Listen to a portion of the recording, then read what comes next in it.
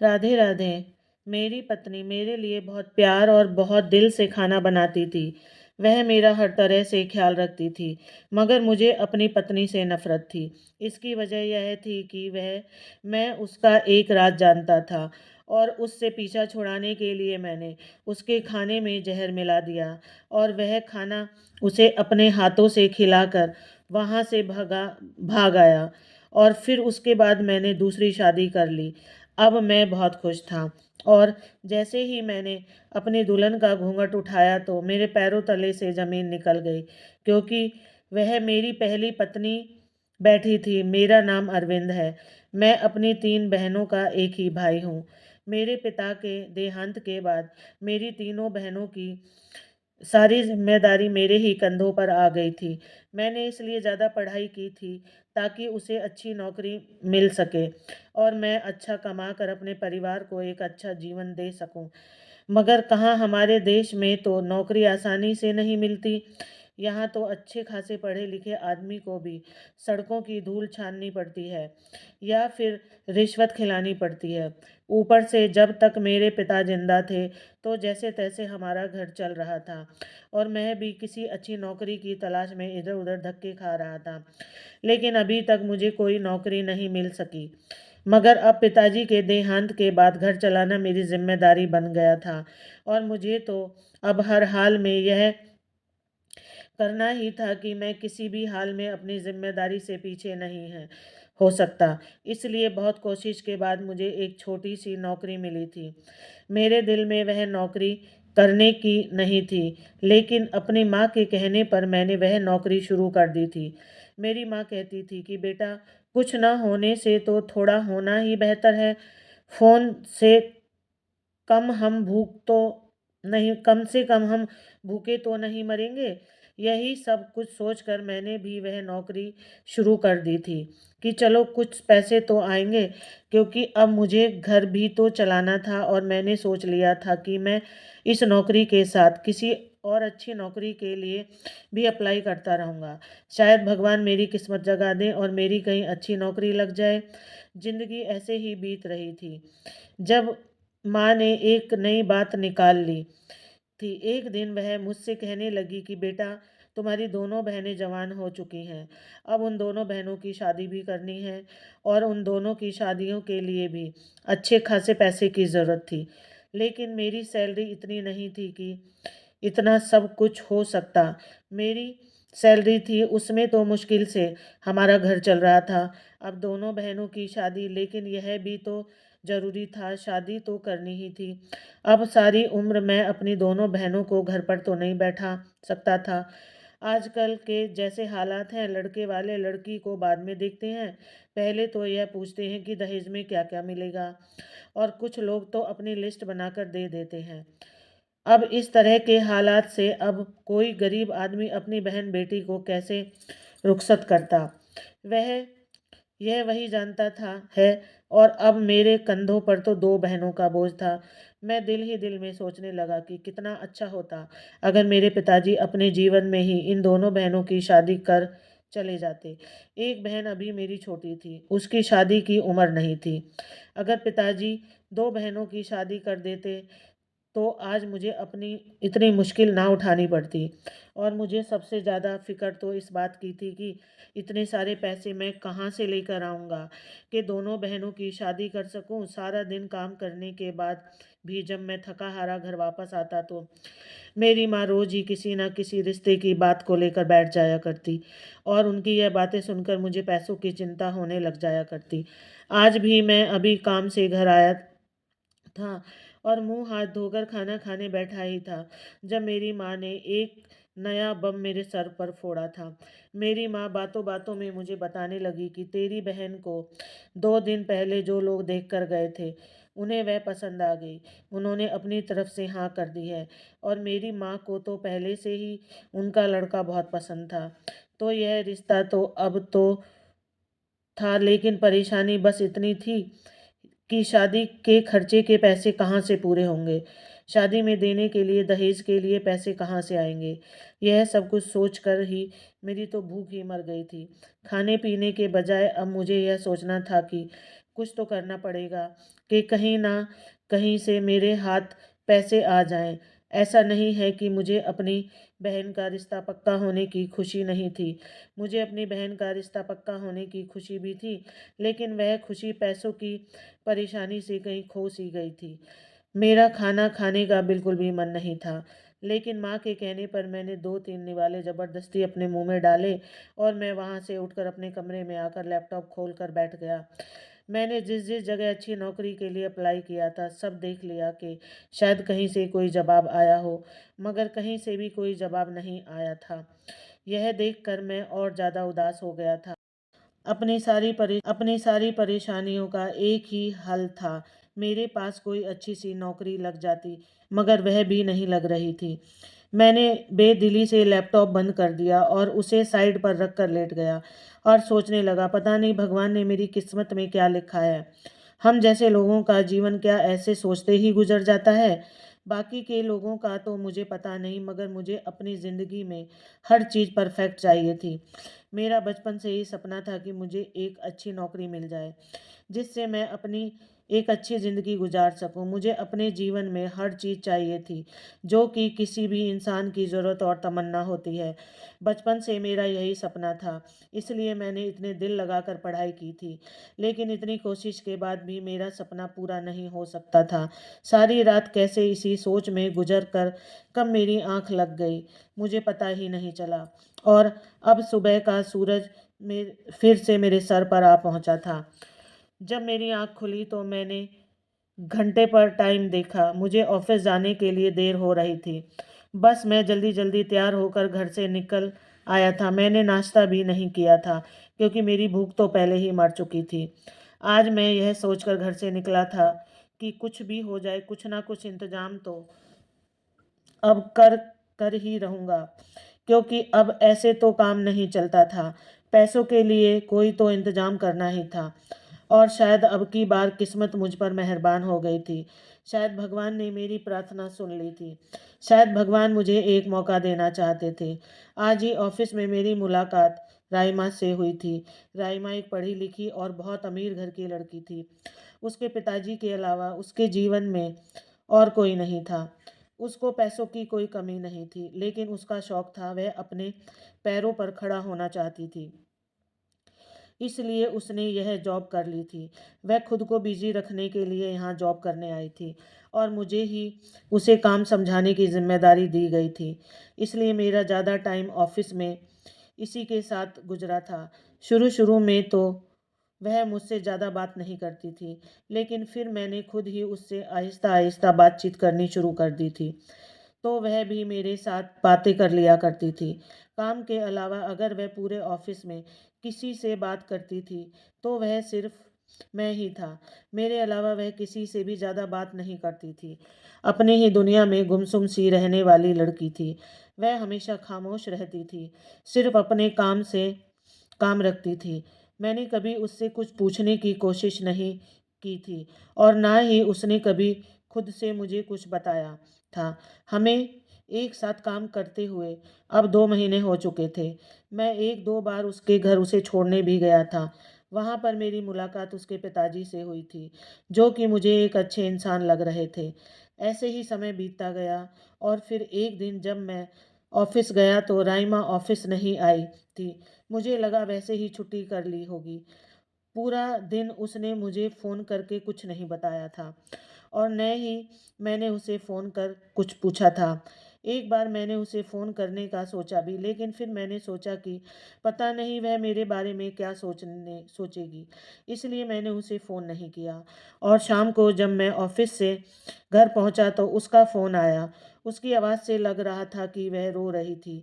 जब मैंने उससे उसकी परेशानी और रोने की वजह पूछी तो उसने बताया कि उसके पिताजी बहुत ज़्यादा बीमार हैं और वह हॉस्पिटल में है। वह मुझसे मिलना चाहते हैं। मैं ये तो समझ आता था कि वह बीमार है, इसी वजह से राइमा परेशान थी, मगर उसके पिताजी मुझसे क्यों मिलना चाह रहे थे, यह बात मेरी समझ में नहीं आ रही थी। काफ़ी सोचने के बाद भी मुझे यह समझ में नहीं आया। खैर, जब राइमा के पिताजी ने मुझे बुलाया था तो मुझे जाना भी ज़रूरी था, वरना राइमा और उसके पिताजी मेरे बारे में पता नहीं क्या सोचते। ऑफिस से छुट्टी के बाद मैं उसी हुलिये में राइमा के पिताजी से मिलने के लिए हॉस्पिटल चला गया और वहां जाकर उसके पिताजी से मिला था। उनकी बात सुनकर मुझे तो समझ नहीं आ रहा था कि मैं उनसे क्या कहूँ, इसलिए कुछ सोचकर मैंने उनकी बात पर हाँ भी भर ली थी, क्योंकि उनकी बात मानने में मेरा ही फायदा था। राइमा के पिताजी ने मुझसे कहा कि उसकी ज़िंदगी का अब कोई भरोसा नहीं है, किसी भी समय वो इस दुनिया से जा सकते हैं और वह अपनी ज़िंदगी में ही अपनी बेटी को उसके घर का करना चाहते हैं। राइमा का घर एक बहुत अच्छे इलाके में था और उसका घर बहुत बड़ा और बहुत खूबसूरत था। उसका घर किसी महल से कम नहीं था। उसके पिता का कहना था, यह घर भी राइमा के नाम पर ही है और 2-3 प्लाट और दुकान वगैरह और राइमा की माँ के गहने सब उसी के हैं। इसका मतलब उसके पास जितनी भी ज़मीन जायदाद और ज्वेलरी थी, वह सब राइमा की ही थी, क्योंकि राइमा उनकी इकलौती संतान थी और जहाँ तक मेरा अंदाज़ा था उसके पास बहुत ज़्यादा ज़मीन जायदाद थी। उन्होंने मुझसे कहा था कि मैं उनकी बेटी से शादी कर लूं। यह बात सुनकर पहले तो मुझे बहुत ज़्यादा हैरत हुई थी। मैं यह सोच रहा था कि राइमा को तो कोई भी अच्छा और अमीर लड़का मिल सकता है, तो उसने मुझसे शादी के लिए क्यों पसंद किया। और दूसरी तरफ मेरी खुशी का कोई ठिकाना ही नहीं था कि एक बहुत अमीर और खूबसूरत पढ़ी लिखी लड़की मुझे मिल रही थी, वह भी इतनी आसानी से, और इस तरह से मेरी सारी प्रॉब्लम भी ख़त्म हो जाती और जैसी ज़िंदगी मैं बचपन से सोचता हुआ आया था, बिल्कुल वैसी ही ज़िंदगी में जी सकता था। मैं बहुत खुश था। मैं इस शादी के लिए हाँ करने ही वाला था जब राइमा के पिताजी अगली बात ने मेरी सारी खुशी ख़त्म कर दी थी। और अब उनकी बात सुनने के बाद मुझे यह बात समझ आ गई थी कि क्यों उनकी बेटी से कोई शादी नहीं करना चाहता था। करता भी कैसे, बात ही ऐसी थी। उनकी बात सुनकर मेरे दिल में यह ख्याल आया कि मैं इस शादी से मना कर देता हूँ, मगर फिर राइमा के साथ वह सारी सहूलियत भी चली जाती हैं जो उसके बदले में मिल रही थी। मैंने कुछ सोच समझकर इस शादी के लिए हाँ कर दी। मेरी जुबान से हाँ सुनकर राइमा के पिताजी बहुत खुश हुए थे। मैं वहाँ से अपने घर आ गया और रात भर उसके पिताजी के कहे हुए शब्द मेरे कानों में गूंज रहे थे। अब मुझे सारी बात समझ में आ रही थी। अब मैं समझ गया था कि वह किस वजह से किसी से ज़्यादा बात नहीं करती थी। वह वजह थी मोहल्ले और उसके पिताजी के दोस्तों में उसका रिश्ता होना मुश्किल हो रहा था। कोई भी लड़का उससे शादी करने के लिए राजी नहीं था। अब मुझे राइमा की सारी सच्चाई पता चल चुकी थी। मैं भी राइमा से शादी नहीं करना चाहता था। अब मुझे उससे नफ़रत हो गई थी। लेकिन मुझे पैसों की बहुत ज़्यादा ज़रूरत थी और राइमा से शादी करने के अलावा मुझे कोई और रास्ता नहीं दिखाई दे रहा था जिससे मेरे पास पैसों का इंतज़ाम हो सके और मेरी बहनों की शादी हो सके। इसलिए मैंने शादी के लिए हाँ कर दी थी। लेकिन एक बात थी जो मुझे बहुत ज़्यादा परेशान कर रही थी। राइमा के पिताजी मुझसे यह बात छुपा भी सकते थे। अगर वह मुझे इस बारे में नहीं बताते तो मैं खुशी खुशी राइमा से शादी कर लेता। लेकिन शायद उन्होंने यह सोचा होगा कि अगर यही बात मुझे किसी और के मुंह से पता चल गई तो मुझे ज़्यादा बुरा लग सकता है और पता नहीं उसके बाद मैं उनकी बेटी के साथ कैसा बर्ताव करूं। हो सकता है यह सब कुछ सोचकर उन्होंने मुझे राइमा की सारी सच्चाई बता दी हो। लेकिन अब तो कुछ भी सोचने समझने का समय गुजर गया था, क्योंकि मैंने उन्हें हाँ कर दी थी और सुबह होते ही मैंने यह बात अपनी माँ को बतानी थी। इसलिए सारी सोच एक साइड में रख कर मैंने सोने के लिए लेट गया और कुछ ही देर में मुझे नींद भी आ गई थी। आज ऑफिस से मेरी छुट्टी थी और आज मुझे माँ से बात करके इस रिश्ते को पक्का करना था। मैं नहा धोकर नाश्ता करने के बाद मैंने उनसे इस बारे में बात की तो पहले तो वही बात के पहले बहनों की शादियां हो जाएं, फिर मेरी शादी का नंबर आएगा। मगर फिर जब मैंने उन्हें बताया कि लड़की बहुत ज़्यादा अमीर है और अपने बाप की इकलौती संतान है, उसके पिताजी के पास जो कुछ भी है वह सब उसी का है और उसे शादी के बाद सब कुछ मेरा हो जाएगा, फिर मैं बहुत धूमधाम से अपनी बहनों की शादी कर सकता हूँ। माँ बार बार ज़िंदगी ऐसा मौका नहीं देती। अब भगवान ने मुझे मौका दिया है तो क्यों ना मैं इस मौके का फ़ायदा उठाऊँ। और माँ, अगर मैं राइमा से शादी नहीं करूँगा तो कोई और उससे शादी कर अमीर बन जाएगा और अपनी ज़िंदगी सँवार लेगा। मेरी बातें सुनकर माँ खामोश हो गई और कुछ देर सोचने के बाद माँ ने भी मेरी शादी के लिए हाँ कर दी थी। और माँ आज रात को ही उनके घर राइमा का रिश्ता ले जाने का सोच रही थी। मैं भी यही सोच रहा था कि जितनी जल्दी हमारा रिश्ता पक्का हो जाए और मेरी राइमा से शादी हो जाए उतना ही अच्छा है। इसलिए मैंने राइमा से बात करके रात को ही माँ को उनके घर लेकर जाने का बता दिया। मेरी माँ और मेरी बहनें तो राइमा के घर जाने के लिए सुबह से ही तैयारी में लग गई थी और बहुत ज़्यादा खुश भी थी।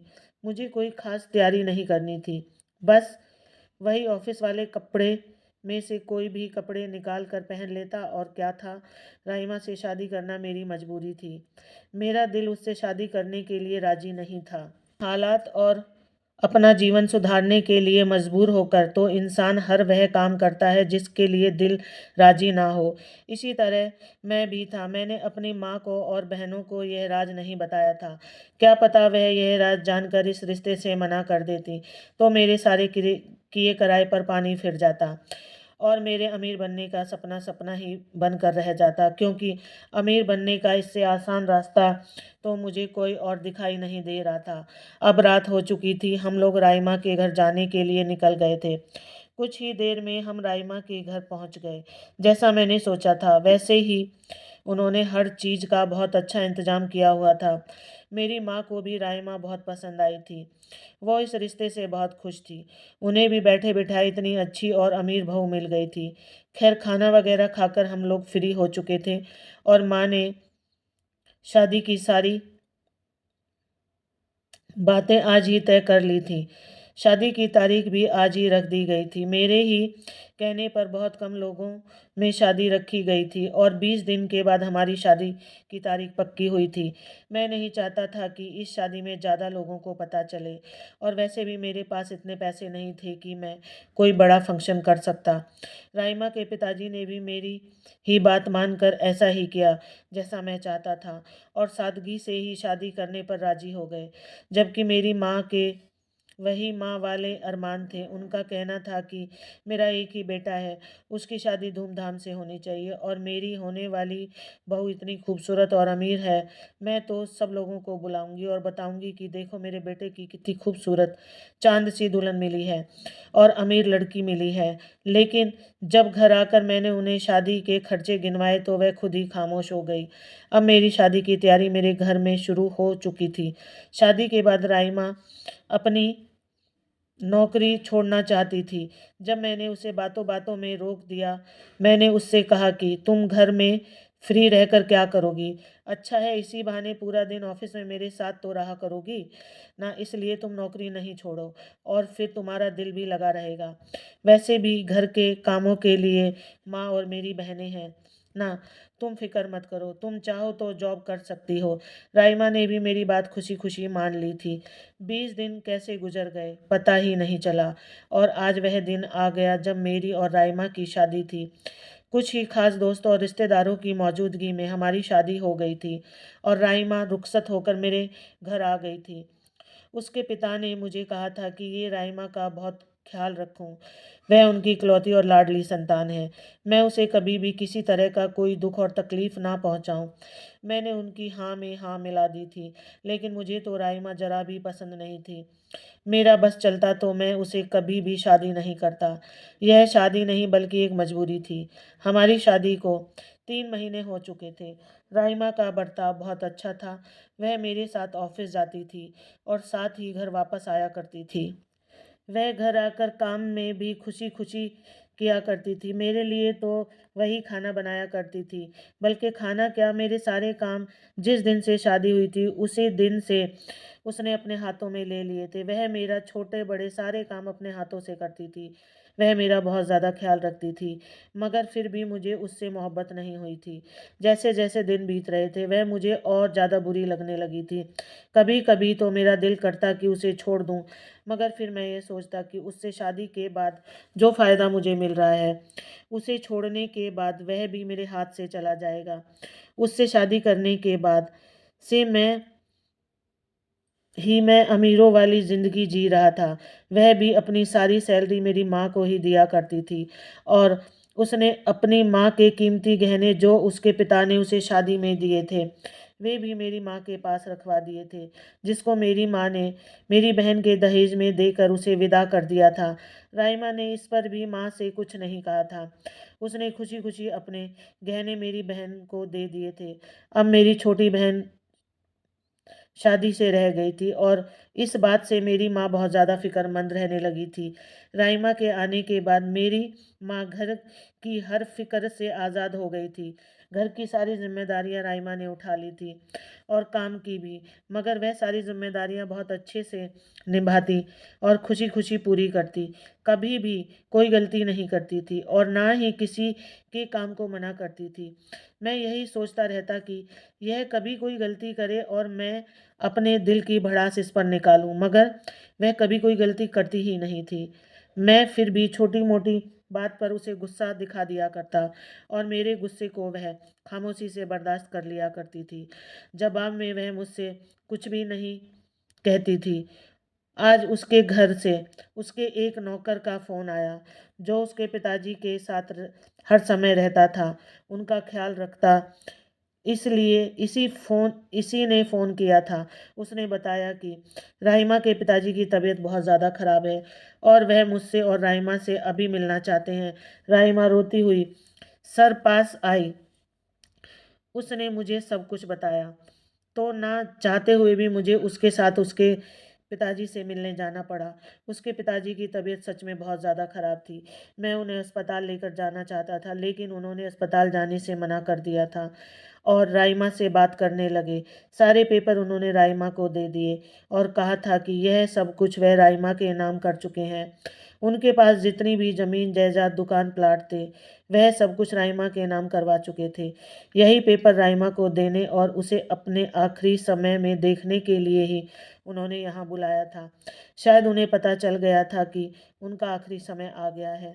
राइमा के पिताजी की बात सुनकर मेरी आंखों में एक चमक उतर आई थी। मैं तो ज़मीन के पेपर देखकर बहुत खुश हुआ था। राइमा के पिताजी अब इस दुनिया से जा चुके थे।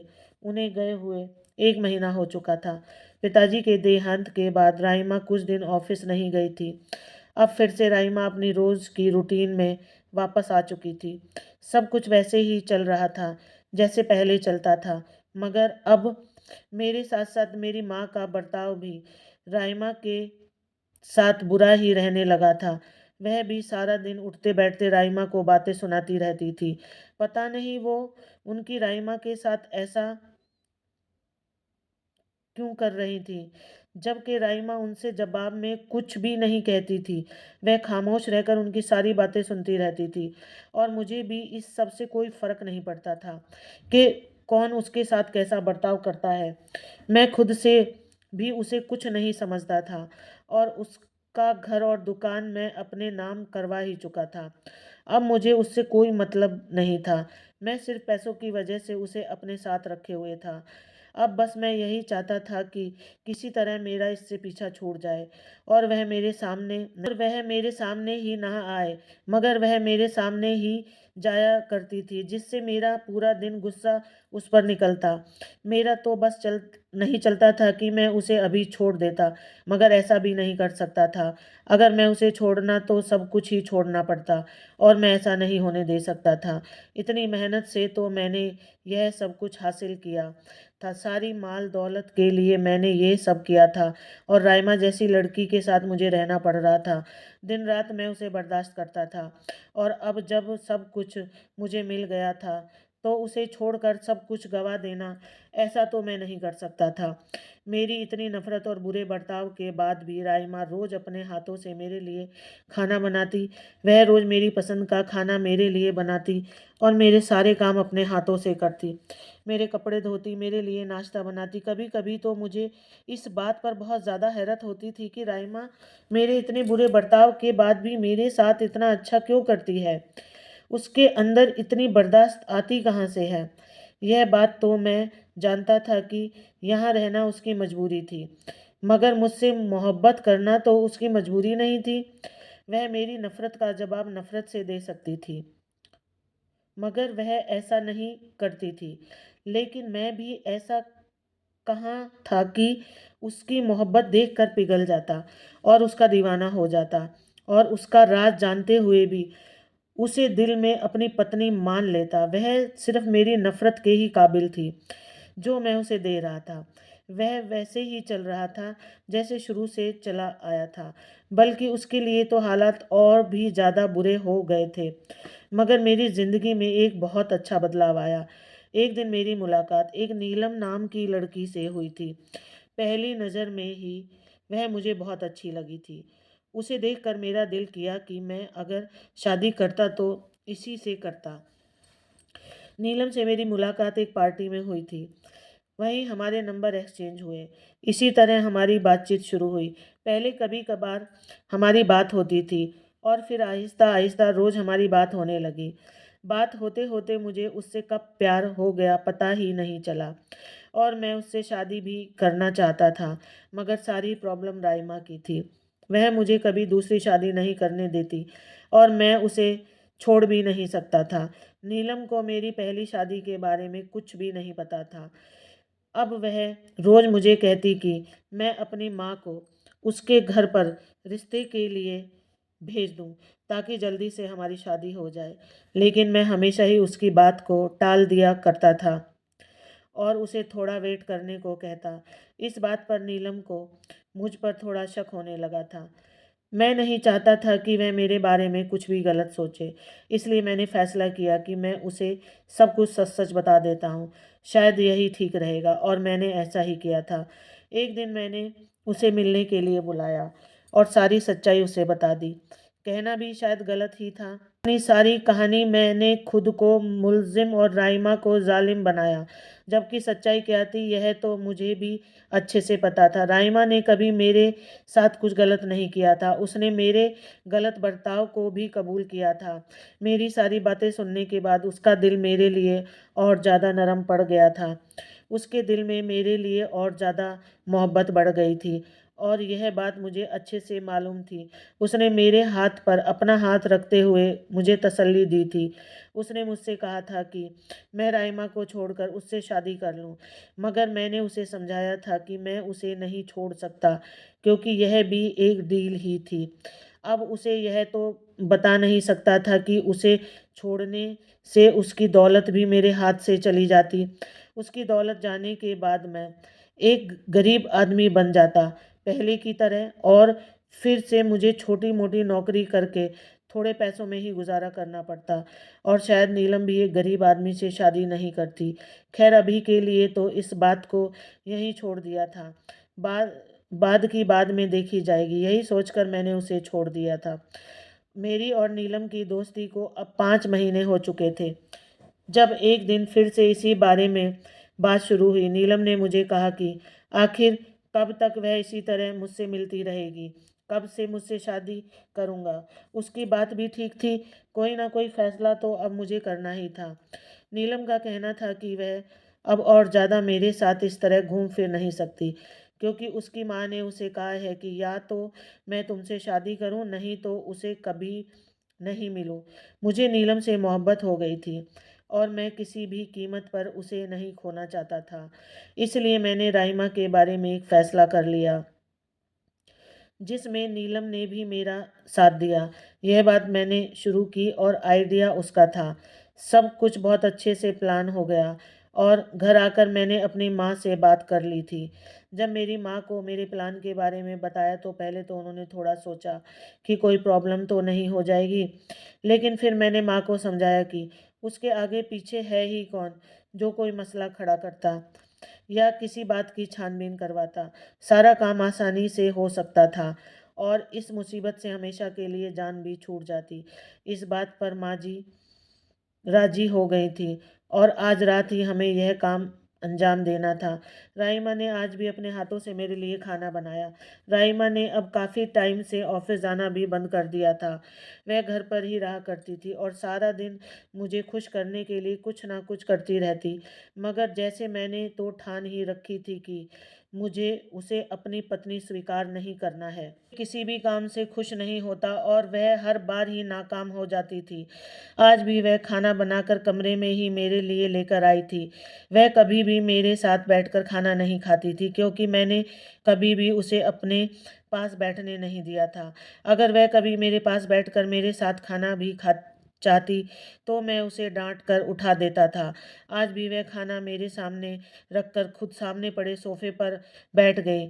जब मैंने उसे पानी लाने के लिए कहा था वह उठी और बाहर चली गई। उसके जाते ही मैंने अपने प्लान के मुताबिक वह जहर जो नीलम ने मुझे लाकर दिया था मैंने उसे खाने में डालकर अच्छी तरह से मिक्स कर दिया था। वह जब वापस आई तो पानी मेरे पास रखकर वापस सोफे पर जाकर बैठने ही वाली थी। जब मेरी आवाज़ सुनकर वह पलटी मैंने उसे अपने पास बुलाया और अपने पास बैठने को कहा। वह खामोशी से मेरे सामने बैठ गई थी। उसकी आंखों में हैरत मुझे साफ दिखाई दे रही थी क्योंकि आज से पहले मैंने कभी भी इतने अच्छे से उससे बात नहीं की थी। मैंने उसे वही बातें कहना शुरू की जो नीलम ने मुझे बताई थी। मैंने उसका हाथ पकड़ा और उससे कहने लगा कि मुझे उसकी मोहब्बत की कदर हो गई है। मैं गलत था जो हमेशा से उससे नफरत करता आ रहा था और उसे उसकी गलती की सजा देता आ रहा था जो कि इतनी बड़ी भी नहीं थी। और आज मुझे इस बात का एहसास हुआ था कि सारी गलती आज तक मेरी ही थी। मैंने उसका हाथ पकड़कर उसे अपने पास बैठाया और कहा था कि वह रोज़ मेरे लिए खाना बनाती है तो आज मैं उसे अपने हाथों से खाना खिलाऊंगा। राइमा तो खुशी और हैरत की वजह से इस हालात से बाहर ही नहीं आई थी जब मैं खाने के निवाला बनाकर उसे खिलाने शुरू कर दिए और वह बस खामोश होकर मुझे देखते हुए खुशी से मेरे हाथ से खाना खा रही थी और इस बात से अनजान थी कि यह खाना शायद उसकी ज़िंदगी का आखिरी खाना था। मैं उसे सारा खाना खिला चुका था और वह भी बस खामोशी से खाए जा रही थी। बिना कुछ बोले खाना खत्म हो चुका था। अब बर्तन उठाकर किचन में रखने जाने लगी थी जब मैंने उसे रोक दिया और खुद उसके हाथ से बर्तन लेकर उसे कहा तुम यहीं रखो मैं रख कर आता हूँ। ये कर मैं कमरे के बाहर निकल गया था। बर्तन किचन में रखकर मैं नीचे आया था जहाँ माँ मेरा इंतज़ार कर रही थी और सामान तो सारा पहले ही पैक था। हमारे प्लान के मुताबिक उसको यहीं छोड़कर हम लोग उसके घर जो उसके पिताजी ने उसके नाम किया था और बाद में मैंने उससे अपने नाम करवा लिया था वहाँ चले आए। वह घर बहुत बड़ा और खूबसूरत था। अपने घर में हम लोग ताला लगाकर आ गए थे। अब किसी को क्या पता यहाँ क्या हुआ था और खुद इस नए घर में शिफ्ट हो गए थे। हमें यहाँ आए 2 हफ्ते हो चुके थे। अभी तक हम वापस अपने घर नहीं गए थे और ज़रूरत भी क्या थी हमें वहाँ जाने की। अब वह मर चुकी थी और हमारी ज़िंदगी से हमेशा के लिए जा चुकी थी। अगर वह जहर से नहीं भी मरती तो वैसे ही इतने दिन बंद कमरे में पड़े रहने से ज़रूर मर जाती। नीलम भी इस सब से बहुत खुश थी। मेरी माँ उसके घर मेरा रिश्ता लेकर गई थी और उसकी माँ ने हाँ कर दी थी। हमारी शादी हो चुकी थी। अब हमारा शादी की तैयारी चल रही थी। मैं बहुत खुश था। मेरी सारी शॉपिंग नीलम की मर्ज़ी से की थी। वह भी इतना खुश थी कि जितना कि मैं खुश था। हमारी शादी के दिन पास आ रहे थे और मुझे ऐसा लग रहा था कि मैं दुनिया का सबसे खुशकिस्मत इंसान हूँ। मैंने वह सब कुछ हासिल कर लिया था जिसका सपना मैंने बचपन से देखा था। आज सब कुछ मेरे पास था। बहुत सारी दौलत, मेरी पसंद की लड़की, सब कुछ मेरे पास था। किसी चीज़ की कोई कमी नहीं थी और इस बात का मुझे बहुत ज़्यादा घमंड हो गया था। अब मैं एक बहुत ही काबिल इंसान बन चुका था। जो मैंने चाहा था वह सब कुछ हासिल कर लिया था। नीलम की और मेरी शादी हो चुकी थी। आज मेरी खुशी का कोई ठिकाना नहीं था। एक तो मेरी जान राइमा से छूट गई थी और दूसरा नीलम से मेरी शादी हो गई थी। मेरी पसंद की दुल्हन जिससे मैं मोहब्बत करता था और वह भी मुझसे मोहब्बत करती थी, आज दुल्हन बनकर मेरा इंतज़ार कर रही थी। इससे बड़ी खुशी और क्या हो सकती थी मेरे लिए। मैं अपने कमरे में आया तो सामने ही मेरी दुल्हन सज संवर कर बैठी थी, मेरा इंतज़ार कर रही थी। मैं चलता हुआ उसके पास आया और उसे देखने लगा। वह मुंह पर घूंघट डाले बैठी थी। जब मैंने उसके पास बैठकर उसका घूंघट उठाया तो मेरे पैरों तले से ज़मीन खिसक गई, क्योंकि वहाँ नीलम नहीं, नीलम की जगह मेरी पहली पत्नी राइमा थी। यह देखकर मेरे होश उड़ गए। ऐसा कैसे हो सकता था? उसे तो मैंने खुद अपने हाथों से जहर देकर मार दिया था। वह यहाँ कैसे हो सकती थी? मुझे लगा शायद मेरी आंखों का धोखा है। उसी समय मैंने अपने हाथों से अपनी आंखों को मसला और अपनी आंखें साफ करके दोबारा उसे देखा तो वहाँ अभी भी नीलम की जगह राइमा ही बैठी थी। मैं भागता हुआ कमरे से बाहर निकला था और माँ को जाकर सब कुछ बताया था। माँ को लगा शायद ज़्यादा खुशी मुझे रास नहीं आई और मेरे दिमाग ने काम करना छोड़ दिया है, इसलिए मुझे नीलम के बजाय राइमा दिखाई दे रही है। मैं उन्हें यह बात कैसे समझाता कि जो मैं कह रहा हूँ सब सच है। वो नहीं मान रही थी, इसलिए मैं उन्हें अपने साथ लेकर अपने कमरे में आया। वहाँ वह फिर से घूंघट में बैठी हुई थी। जब माँ ने उसके पास जाकर उसका घूंघट उठाया तो वह भी यह सब देखकर हैरान रह गई थी कि वहाँ सच में नीलम की बजाय राइमा बैठी थी, जिसे देखकर हम दोनों को अपनी आत्मा शरीर से निकलती हुई महसूस हुई थी। जब हमने उससे पूछा कि वह तो मर चुकी थी, तो वह फिर यहाँ कैसे आई? इसके जवाब में उसने कहा कि वह तो जिंदा ही थी। वह कब मरी थी? जिस पर मैंने उसे बताया कि किस तरह मैंने जहर देकर उसे मारा था। ऐसा कैसे हो सकता था? और नीलम कहाँ थी? मुझे अपना सर घूमता सा महसूस हो रहा था। यह क्या हो रहा था मेरे साथ? मैंने तो ऐसा कुछ भी नहीं सोचा था। मैं तो यही सोच रहा था कि राइमा मर चुकी है और अब मैं नीलम के साथ खुशी खुशी रहूँगा। तब राइमा ने बताना शुरू किया था। यह सब उसका ही क्या हुआ था। उसने अब सारी सच्चाई बतानी शुरू कर दी थी। उसने बताया कि मेरा बर्ताव दिन ब दिन उसके साथ खराब होता जा रहा था। उसे लगता था कि शायद उसकी इतनी मोहब्बत मुझे बदल देगी और मैं भी उसे मोहब्बत करने लगूंगा। वह सब कुछ चुपचाप बर्दाश्त कर रही थी। यही सोच करके एक दिन तो मुझे उसकी मोहब्बत की कदर हो जाएगी, मगर जब उसे पता चला कि मैं उससे पीछा छुड़ाकर नीलम से शादी करना चाहता हूँ, तो उसे यकीन हो गया था कि मुझे उसकी मोहब्बत की कभी भी कदर नहीं होगी और ना ही आगे ज़िंदगी में कभी होनी है। यह उसका वहम ही था कि लोगों को मोहब्बत बदल देती है। उसने बताया कि नीलम कोई और नहीं बल्कि उसकी पुरानी ही दोस्त थी, जो बहुत टाइम के बाद उससे मिली थी। नीलम राइमा की बहुत अच्छी और पुरानी दोस्त थी। विदेश में रहने की वजह से वह राइमा की शादी पर भी नहीं आ सकी थी और मैंने भी पहले उसे कभी नहीं देखा था, ना ही कभी उसका जिक्र सुना था। राइमा ने उसे जब अपना हालातों के बारे में बताया तो उसने कहा था कि वह मुझे आजमा कर देखेगी। अगर मैं उसकी तरफ अट्रैक्ट हो गया तो मतलब मुझे कभी भी राइमा की मोहब्बत का एहसास ही नहीं होगा। इसलिए उसने मुझे अपनी तरफ अट्रैक्ट किया और मैं भी हो गया था और यही मेरी सबसे बड़ी गलती थी साबित हुई। राइमा ने ही नीलम के साथ मिलकर सब कुछ प्लान किया था। वह चाहती तो मुझे ऐसे भी छोड़ सकती थी, मगर उसकी सारी दौलत जो मैंने अपने नाम करवा ली थी वह राइमा को दोबारा नहीं मिलती और वह अपने पिताजी की मेहनत की कमाई हुई दौलत कभी भी मुझ जैसे इंसान को नहीं देती। इसलिए उसने यह सब कुछ किया था। नीलम ने ही सारा प्लान बताया था। नीलम ने जो जहर लाकर दिया था वह जहर नहीं था और नीलम के कहने पर मैंने राइमा को वहाँ उस घर में बंद कर दिया था। नीलम ने हमारे उस घर के बाहर निकलते ही राइमा को वहाँ से बाहर निकाल लिया था और वह जिंदा आज मेरे सामने मेरी दुल्हन बनकर बैठी थी।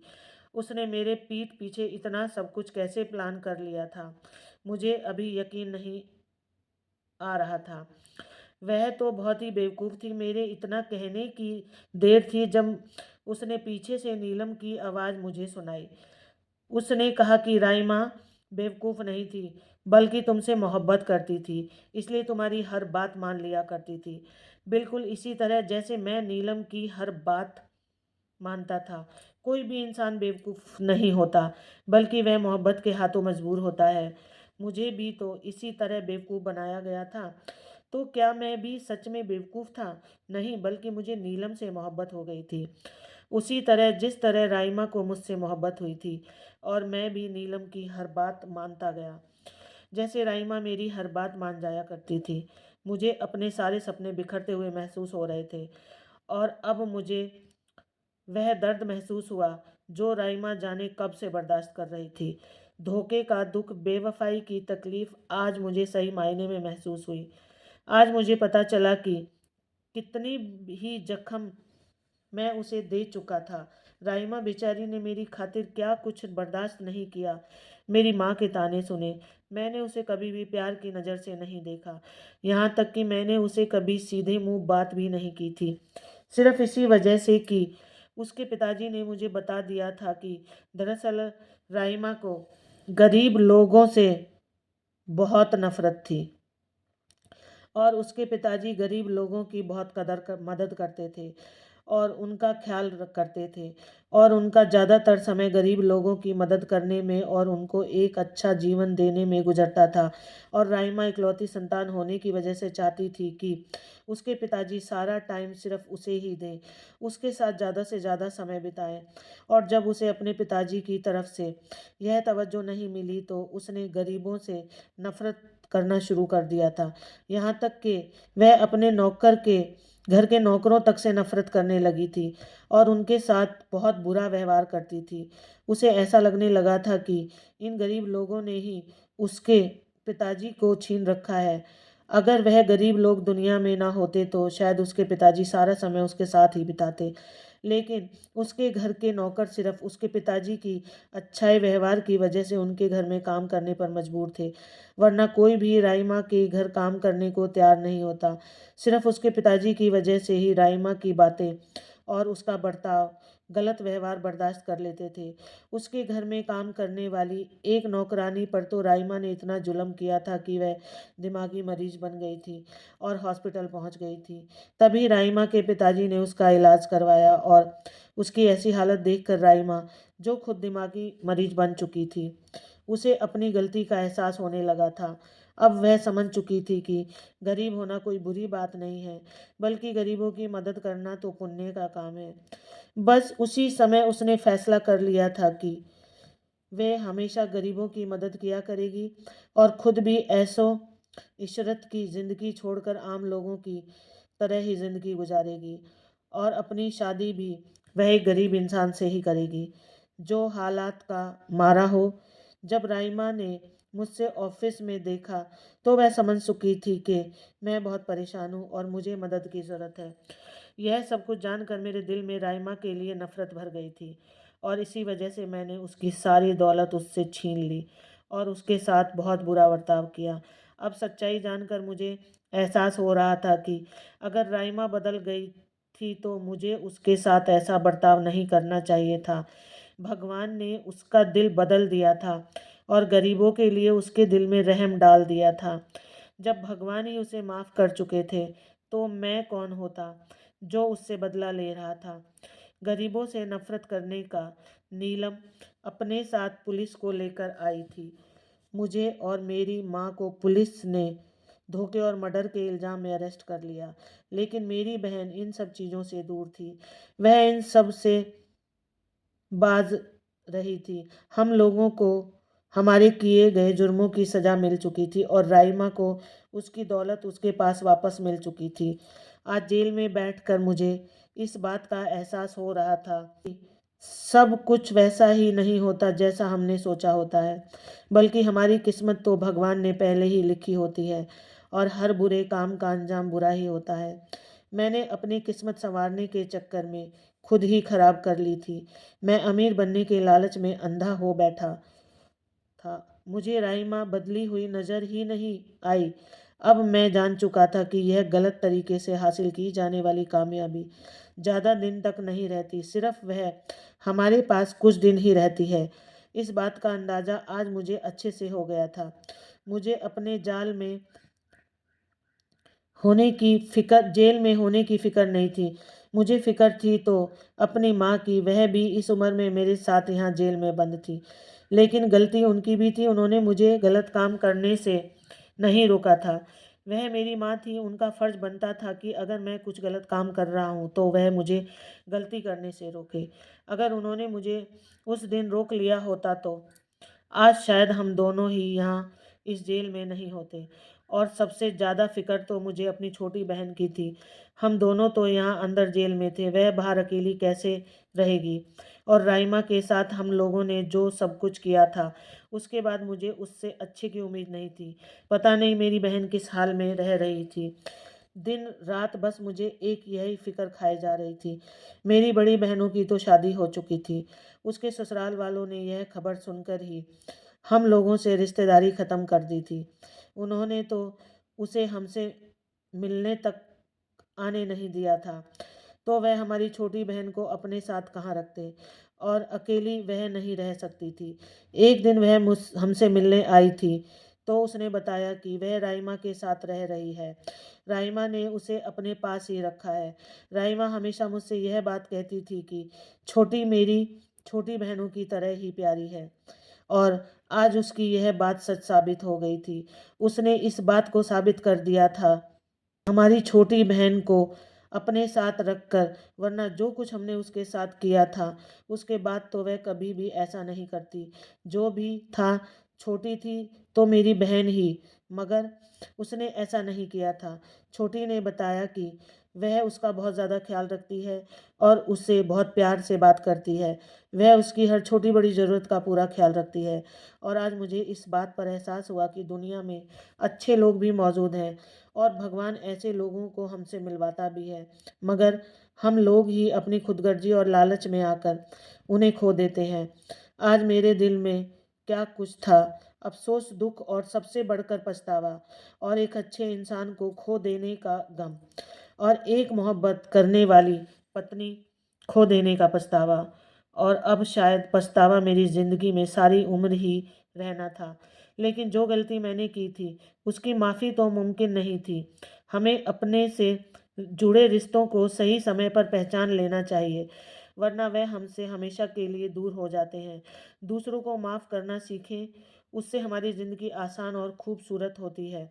किसी की गलती पर उसे बुरा समझने की बजाय उसे गलती को देखें, वह देखें कि उस समय उस इंसान के हालात कैसे थे जब उसने उनसे ऐसा किया, और फिर सोच समझकर फैसला करें, क्या सच में उससे सज़ा का हकदार है जो हम उसे दे रहे हैं? क्या सच में वह एक गलत इंसान है? हम लोग दूसरों की गलती ज़रूर देखते हैं, मगर उसके पीछे रही वजह हमेशा भूल जाते हैं। यह कहानी पढ़ने वालों से मेरी यही गुजारिश है कि सबको अपनी गलती सुधारने का एक मौका ज़रूर दें, और अगर कोई गलती करता है तो उसके पीछे की वजह को ज़रूर जानें। कई बार वजह हम खुद ही होते हैं। हमारा अपना बर्ताव और हमारा उस इंसान से इग्नोर करना ही हमारे रिश्ते को ख़त्म कर देता है। हमें अपने से जुड़े लोगों को समय देना चाहिए और सही समय पर उनकी कदर करनी चाहिए, क्योंकि ज़िंदगी बार बार हम पर मेहरबान नहीं होती और ना ही बार बार हमें मौका देती है। इसलिए जो भी हमारे पास है उसकी कदर करें और उसे समय दें।